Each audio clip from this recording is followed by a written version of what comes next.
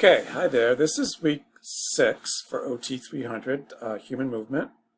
This week we're going to get into the hand, the amazing hand, and all that stuff that OTs do around the hand. Occupational therapists love the hand because it's very, very functional. It's key to doing all these different tasks. So we need to know the hand really, really well as occupational therapists. Get this to work.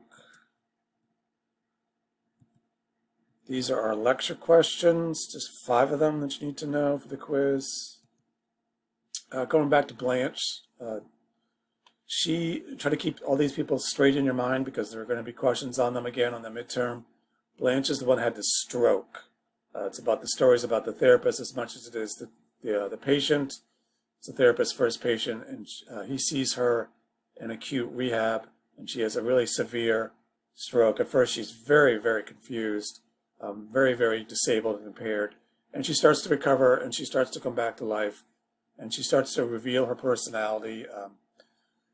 She was kind of shaped, like all these characters, by her events in her life. Definitely the war, the loss of her first husband, her true love, as she says, that she never fully recovered from. She grew up in a depression era, like a lot of patients around that age, that generation. So definitely shaped how she saw the world. What did she love to do, need to do? Doesn't talk about it a lot in the story, but she loved to dance. She danced a lot with her first husband, and that was a very meaningful thing, dancing. But the thing mostly in acute rehab is what she needed to do. What she needed to do was to go home and to get out of there and to get recover from the stroke. In order to go home and to live with her son, she needed to be independent with the ADL. She needed to be independent of getting herself dressed, on and off the toilet, a shower, that sort of thing. So that was the focus of the rehab. Basic ADL stuff, which is a lot what OTs do in nursing homes and acute rehab kind of settings. How does Blanche's interest, what she loves to do, influence the OT's decision for treatment? I think it was more a necessity, what she needed to do. Like I just said, bathing and dressing, that was the big focus for her. I think the OT could have done more around this. I think the dancing, for example, there's a lot of potential around dancing. Dancing has been shown, a lot of evidence that it helps with balance. People get better so they can walk better, reduces their risk of falling, that sort of thing. So dance is a very good activity for improving somebody's balance. So you could have done more of that with her. I could have done more of that with her. The therapist could have done more of that with her. And we'll do that in your 4th year. We're actually going to do dancing and showing how to work some fall prevention. Okay, so shifting to the wrist. The amazing wrist, all those things that the wrist does. And just the anatomy, some of the big landmarks with the wrist. We went over some of this in the labs. The radius and the ulnar coming down into the wrist. There's 8, I might have said 7. There's 8 carpal bones in there. You need to know all 8, not for this class, but for Joe Deep's class. You probably already know that. The metacarpals, these little bones here, these are part of, if you look at your hand, if you have your hand in front of you, these are the bones that are kind of in the web space. They don't stick out. If you look at this image of the hand, get this thing to work. Get this image of the hand. See, this is the web space, they're kind of deep in the hand, these 5 metacarpals. And then the phalanges are your fingers, what we commonly call your fingers, coming out of the web space. And they're numbered. The thumb is 1, 2, 3, 4, 5. There's 3 parts to them: proximal, mid, and distal phalange. I don't think the thumb has a middle, but the other digits do. Proximal, middle, and distal. And then you have these joints: the metacarpal interphalangeal joint, the proximal interphalangeal joint, and the distal interphalangeal joint. We abbreviate those as OTs. We call that the MP joint. This is like your knuckles. The MP joint is like your knuckles. And then going up, the next joint is the PIP. It's closer to the knuckle. And then the distal is the DIP. It's more distal from the knuckle. Here's all those carpal bones that you need to know. The lunate scaphoid, we talked about that. That's the one that commonly gets fractured. You work a lot as an OT in clinics. Trapezium, trapezoid capitate, hamate pisiform, trichidium, and the lunates.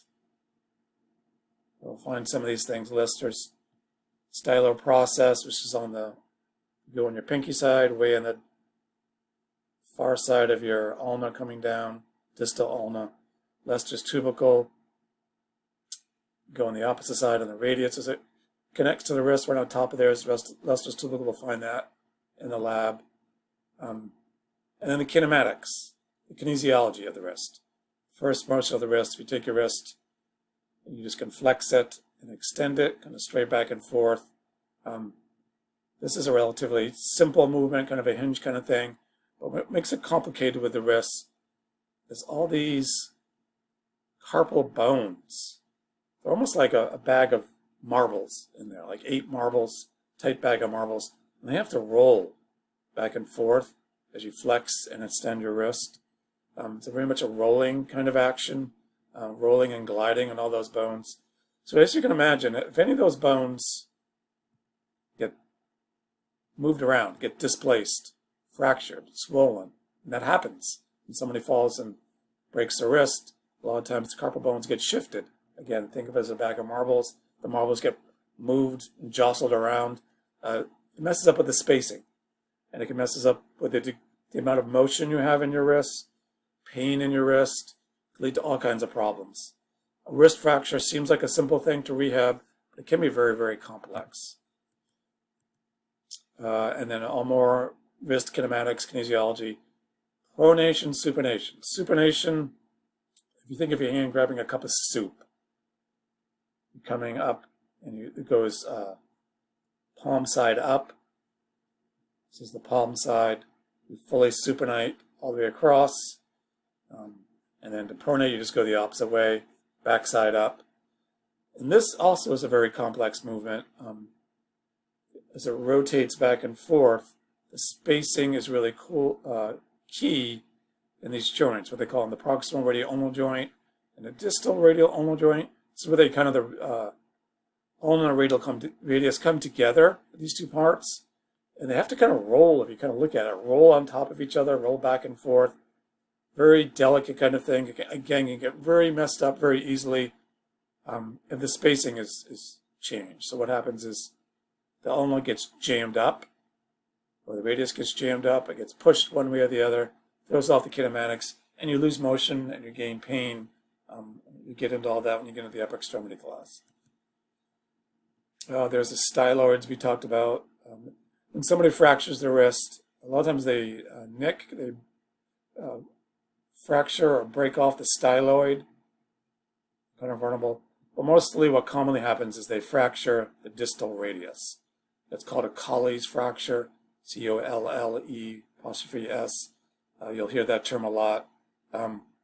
What it means is just fracturing that distal radius. You get a lot of older folks, they fall, commonly mainly slip and fall in the ice. They break their fall by putting their wrist out, just like on this image, and the force of the blow goes right into the radius. And the distal radius is fractured, and that's how they break the wrist. Okay, so